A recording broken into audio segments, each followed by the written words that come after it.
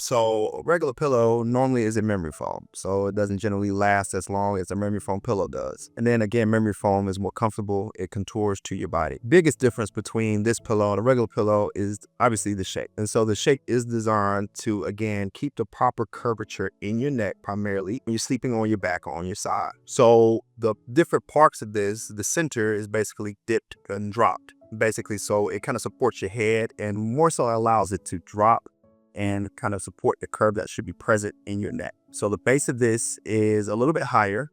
And so that's going to go right behind the neck. Your head is going to fall right here in the middle. And again, that kind of opens up your airway as well, position of your head. So you can, kind of combat some snoring allegations that might be out there.